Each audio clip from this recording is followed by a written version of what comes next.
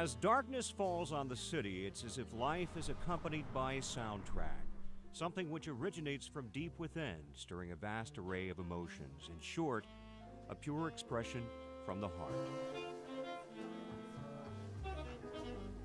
On any given night in the Twin Cities, in any number of clubs, you can find any and every variety of jazz. We listed 49 in our last issue of places where you could go hear jazz. 25 years ago, I think there was 13. In fact, the Twin Cities Jazz Society estimates that Minneapolis and St. Paul have the fourth most active jazz scene in the country, just behind New York, LA, and Chicago.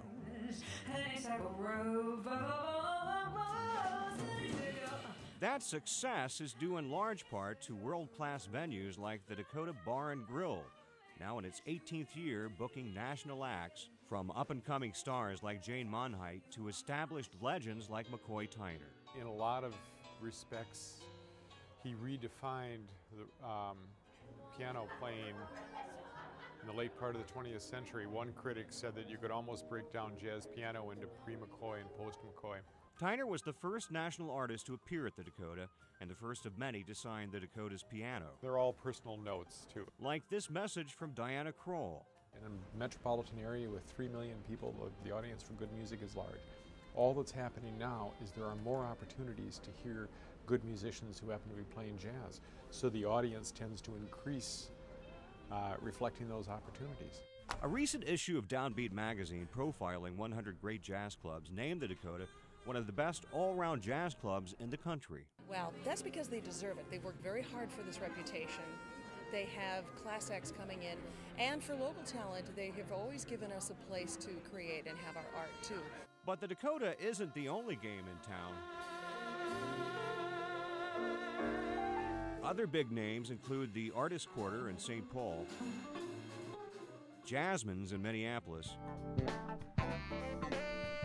and Rossi's Blue Star Room just a few blocks from the Dakota.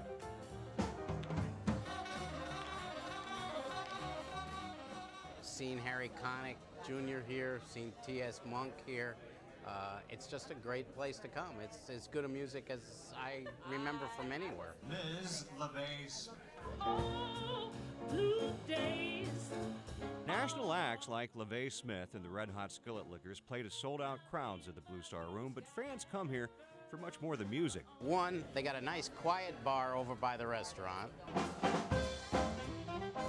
You got a great restaurant.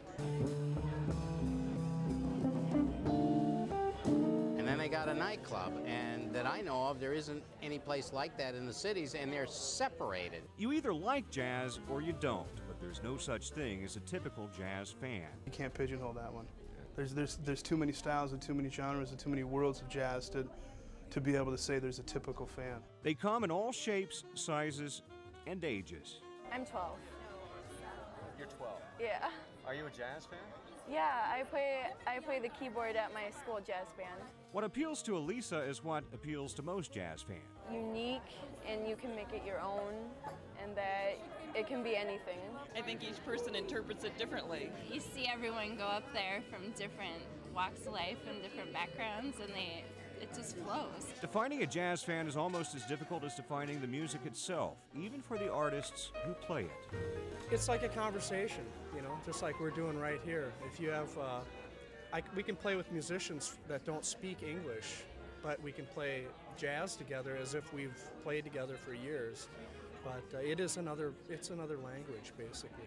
I think it's such a kind of an extroverted art. It's about exploring your individuality, but yet then combining that with other, special individuals and just kind of seeing the spontaneity of it. Jazz is freedom, for sure. It really is. It's freedom and it's democracy.